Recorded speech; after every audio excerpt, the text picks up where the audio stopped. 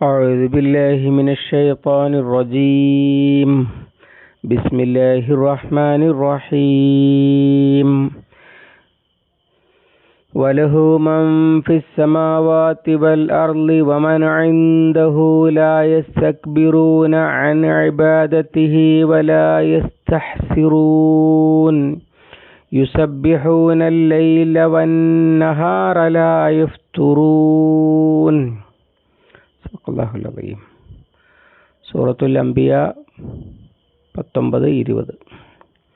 വലഹു അവൻ്റേതാകുന്നു, മൻ Fizz സമാവാത്തി ആകാശങ്ങളിലുള്ളവർ, വൽ അർളി ഭൂമിയിലും, വമൻ ഇൻദഹു അവൻ്റെ അടുക്കലുള്ളവർ, ലാ യസ്തക്ബിറൂന അവർ അഹങ്കരിക്കുന്നില്ല, അൻ ഇബാദത്തിഹി അവന് അടിമവൃത്തി ചെയ്യുവാൻ, അല്ലെങ്കിൽ അവന് ഇബാദത്ത് ചെയ്യുവാൻ.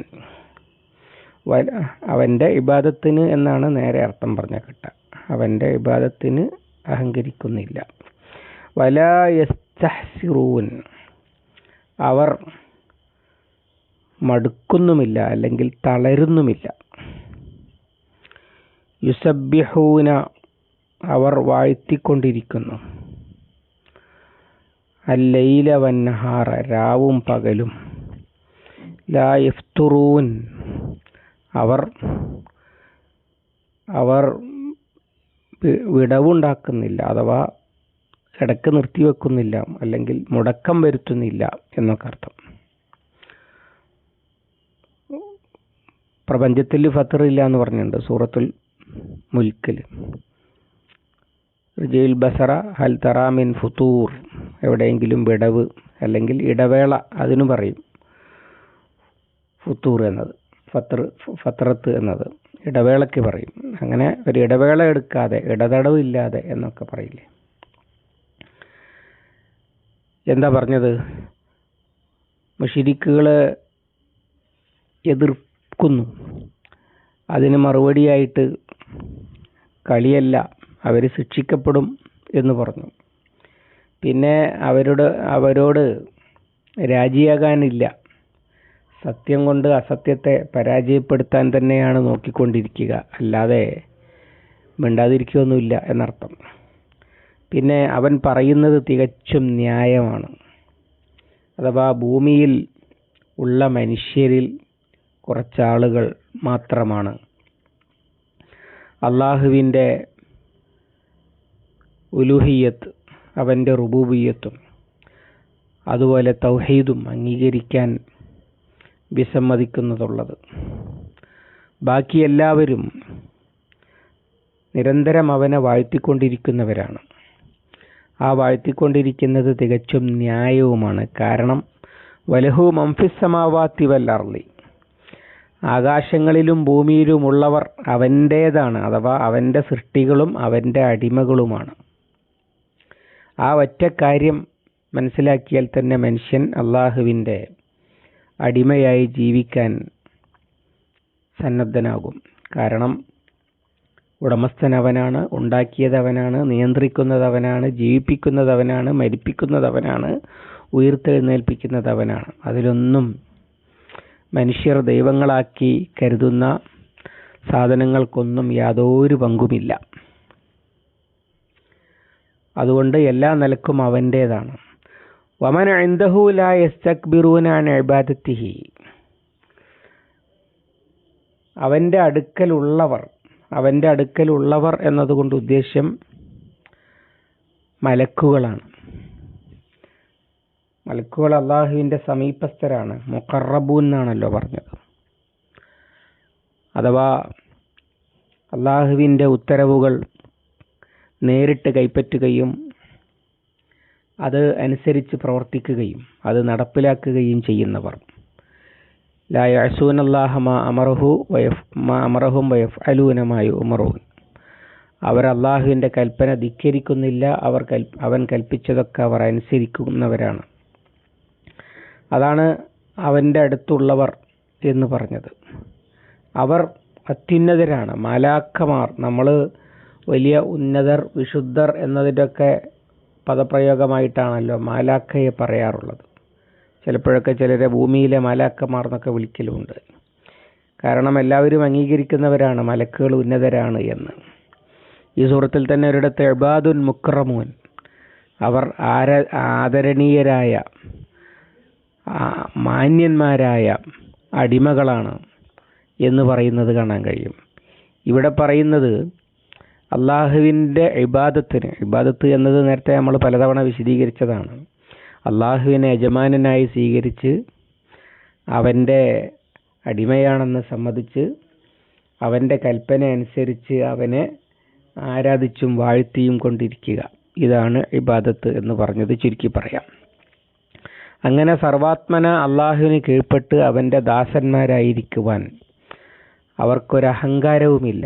അടിമയാകാനൊന്നും എന്നെ കിട്ടുകയില്ല, ഇതാണല്ലോ പൊതുവെ മനുഷ്യർ പറയാറുള്ള വാക്ക്. അങ്ങനെ അള്ളാഹുവിൻ്റെ അടിമയാകാൻ ഞങ്ങളെ കിട്ടുകയില്ല എന്നൊന്നും അവർക്ക് വാദമില്ല. ഈസാ അലൈഹി സ്വലാമിനെ കുറിച്ച് ഇതേ കാര്യം പറഞ്ഞത് സൂറത്തുൻ നിസായിലുണ്ട്. ലൻ യസ്തൻകിഫൽ മസീഹു അൻ യകൂന അബ്ദൻ ലില്ലാഹ് വലൽ മലായിക്കത്തുൽ മുഖറബൂൻ എന്ന് അവിടെയും പറഞ്ഞിട്ടുണ്ട്. മസീഹ് അഥവാ ഈസാ അലൈഹി സ്വലാം അള്ളാഹുവിൻ്റെ അടിമയാകാൻ വൈമനസ്യം കാണിക്കുന്നില്ല. അതുപോലെ അള്ളാഹുവിൻ്റെ സമീപസ്ഥരായ മലക്കുകളും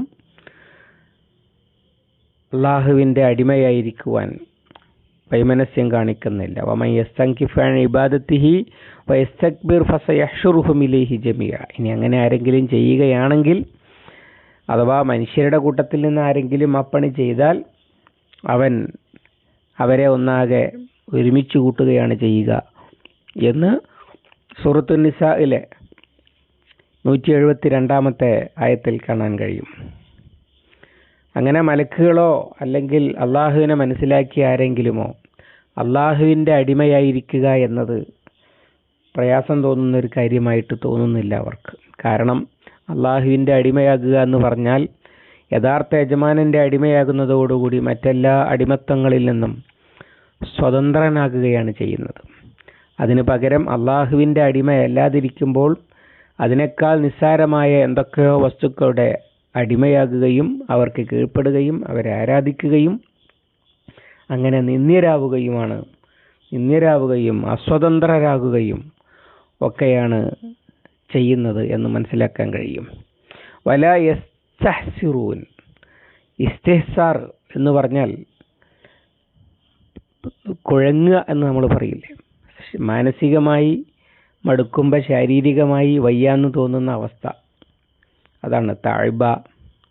അതുപോലെ കല്ലല, ഇങ്ങനെയൊക്കെയുള്ള വാക്കാണ് അറബിയിൽ അതിനുപയോഗിക്കുക. അവർ മടുത്തു പോകുന്നില്ല. എത്ര കാലമായി ഞങ്ങളിങ്ങനെ അടിമയായി കഴിയുന്നു. മനുഷ്യൻ്റെ അടിമകളായി കഴിയുന്നിടത്ത് മടുക്കും. എന്നിട്ട് എനിക്കൊന്ന് സ്വതന്ത്രനാകണം, യജമാനന് എത്ര കാശ് കൊടുത്താലാണ് എനിക്ക് സ്വാതന്ത്ര്യം കിട്ടുക എന്നൊക്കെ അന്വേഷിക്കുകയും അങ്ങനെയൊക്കെ ഉണ്ടാകും. എന്നാൽ അള്ളാഹുവിൻ്റെ അടിമത്തത്തിൽ നിന്ന് സ്വതന്ത്രനാകണമെന്നോ അള്ളാഹുവിനെ ആരാധിച്ച് കുഴങ്ങി എന്നോ അങ്ങനെയൊന്നുമുള്ള യാതൊരു വിചാരവും മലക്കുകൾക്കില്ല. അവരഹങ്കരിക്കുന്നുമില്ല, അവർ മടുക്കുന്നുമില്ല എന്നർത്ഥം. യുസബ്ബിഹൂന ലൈല വന്നഹാറ ലാ യഫ്തുറൂൻ, ഇടതടവില്ലാതെ രാവും പകലും അവർ അവനെ പ്രകീർത്തിച്ചു കഴിഞ്ഞുകൂടുകയാണ്. തസ്ബീഹ്, നഹ്നു നുസബ്ബിഹു ബിഹംദിക വനുഖദ്ദിസു ലക എന്ന് പറയുന്നുണ്ട്. സൂറത്തുൽ ബഖറയിൽ നമ്മൾ പഠിച്ചതാണ്. ഇന്നി ജാഇലുൻ ഫിൽ അർളി ഖലീഫ, ഞാൻ ഭൂമിയിൽ പ്രതിനിധിയെ നിശ്ചയിക്കാൻ പോകുകയാണ് എന്ന് പറഞ്ഞപ്പോൾ മലക്കുകൾ പറയുന്നുണ്ടല്ലോ, അവിടെ കുഴപ്പമുണ്ടാക്കുന്നവരെ നിശ്ചയിക്കുകയാണോ എന്ന് ചോദിച്ചിട്ട്, ഞങ്ങളില്ലേ നിനക്ക് നിന്നെ വാഴ്ത്താനും നിന്നെ പ്രകീർത്തിക്കാനും എന്ന് പറയുന്നുണ്ട്. അതേ സംഗതിയാണ് ഇവിടെയും സൂചിപ്പിക്കുന്നത്. രാവും പകലും അഥവാ സമയം മുഴുവൻ. അപ്പം മലക്കുകൾക്ക് രാവും പകലുമൊക്കെ ഉണ്ട് എന്നൊരു സൂചന അതിലുണ്ട്. ഭൂമിയിൽ മാത്രമല്ല, വേറെ എവിടെയൊക്കെ രാവും പകലുമുണ്ട്, ആകാശത്തും രാവും പകലുമുണ്ട് എന്നാകാം ഉദ്ദേശ്യം. അല്ലെങ്കിൽ നമ്മൾ സാധാരണ പറയുന്നത് പോലെ നമ്മുടെ രാവും പകലും അഥവാ മുഴു സമയവും അവർ അള്ളാഹുവിനെ പ്രകീർത്തിച്ചുകൊണ്ട് കഴിഞ്ഞുകൂടുകയാണ്. ലാ യഫ്തുറൂൻ, അതിൽ ഒരു ഇടവേള ഞങ്ങൾ ഉറങ്ങുകയാണ്, ഇനിയില്ല ഇനി ഉണർന്നിട്ട് മതി, അല്ലെങ്കിൽ കുഴങ്ങി പിന്നീടാവാം, ഇങ്ങനെ പോലുമില്ല. ഒരു ബ്രേക്കുമില്ലാതെ നിരന്തരം അള്ളാഹുവിനെ പ്രകീർത്തിച്ചു കൊണ്ടിരിക്കുകയാണ്. അപ്പോൾ മലക്കുകൾക്ക് വേറെ പണിയൊന്നുമില്ലേ? പണ്ഡിതന്മാർ അതിനെ വിശദീകരിച്ചത്, നമ്മളൊരു ജോലി ചെയ്തുകൊണ്ടിരിക്കുമ്പോഴും സംസാരിക്കുന്നതിന് തടസ്സമില്ലല്ലോ എന്നതുപോലെ എല്ലാ സമയങ്ങളിലും അള്ളാഹുവിനെ പ്രകീർത്തിച്ചു വാഴ്ത്തിക്കൊണ്ടിരിക്കുകയാണ്. എന്തിനാണിത് പറയുന്നത്? അള്ളാഹുവിൻ്റെ അടിമയായി കഴിയുന്നതിൽ അവർ അഹങ്കാരം കാണിക്കുകയോ മടുപ്പ് പ്രകടിപ്പിക്കുകയോ ചെയ്യുന്നില്ല എന്ന് പറഞ്ഞതിൻ്റെ വിശദീകരണമാണ്. അള്ളാഹുവിനെ തസ്ബീഹ്, എന്താണ് ഈ തസ്ബീഹ്? അള്ളാഹുവിനെക്കുറിച്ചുള്ള അത്ഭുതങ്ങളും അവൻ്റെ മേന്മകളും അവൻ്റെ യോഗ്യതകളും ഒക്കെ മനസ്സ് നിറച്ച് വായ കൊണ്ട് പറഞ്ഞുകൊണ്ടിരിക്കുക, അതാണ് സുബ്ഹാനല്ലാഹ് എന്ന് പറയുന്നത്. അള്ളാഹുവിനെ വാഴ്ത്തിക്കൊണ്ടേയിരിക്കുകയാണ്. അല്ലാതെ അള്ളാഹുവിനെ ചിലടത്ത് സബ്ബിഹൂന ബിഹംദി റബ്ബിഹിം, സൂറത്തു ഗാഫിറിൽ, അല്ലദീന യഹ്മലൂനൽ അർശ വമൻ ഹൗലഹു യുസബ്ബിഹൂന ബിഹംദി റബ്ബിഹിം വയുമിനൂന ബിഹി. അർശ് വഹിക്കുന്നവരും അതിൻ്റെ ചുറ്റുമുള്ളവരും അഥവാ മുഴുവൻ മലക്കുകളും അവർ അള്ളാഹുവിനെ പ്രകീർത്തിക്കുന്നവരും അവനെ സ്തുതിച്ചുകൊണ്ട് പ്രകീർത്തിക്കുന്നവരും അവനിൽ വിശ്വസിക്കുന്നവരുമാണ് എന്ന് പറയുന്നുണ്ട്. അത് സ്തുതിച്ചുകൊണ്ട് പ്രകീർത്തിക്കുക എന്ന് പറഞ്ഞാൽ എന്താ? മഹത്തായ അവൻ്റെ ഗുണങ്ങൾ എടുത്തു പറഞ്ഞ് വാഴ്ത്തുന്നുണ്ട്. അതോടൊപ്പം അവനോട് വലിയ സംതൃപ്തിയാണ്. അള്ളാഹുവിൻ്റെ അടിമയായിരിക്കുന്നതിൽ അവർ സംതൃപ്തരാണ്, അല്ലാതെ കുടുങ്ങിപ്പോയല്ലോ എന്ന നിലക്കല്ല എന്നർത്ഥം. അത് തന്നെയാണ് ഇവിടെ വലാ യഫ്തുറൂൻ സബ്ബിഹൂന ലൈല വന്നഹാറ ലാ യഫ്തുറൂൻ എന്ന് പറഞ്ഞത്.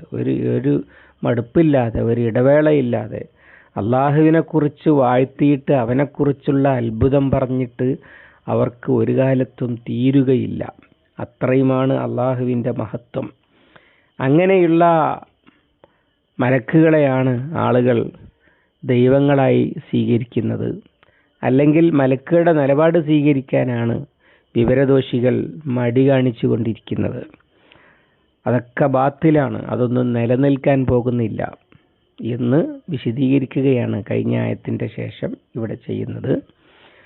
അള്ളാഹുവിനെ അറിഞ്ഞ് അംഗീകരിക്കുവാൻ, അവനെ വാഴ്ത്തിക്കൊണ്ട് ജീവിക്കുവാൻ നമുക്കും തൗഫീഖ് നൽകി അനുഗ്രഹിക്കുമാറാവട്ടെ. اللهم علمنا ما ينفعنا وانفعنا بما علمتنا ربنا زدنا علما وفهما ودقة ونظرا اللهم اجعل القرآن ربيع قلوبنا ونور صدورنا وجلاء حزننا وذهاب همنا وغمنا ربنا تقبل منا إنك أنت السميع العليم وتب علينا إنك أنت التواب الرحيم واغفر لنا يا غافر المذنبين وصلى الله على محمد وعلى آله وصحبه وسلم ومن تبعهم بإحسان إلى يوم الدين والحمد لله رب العالمين.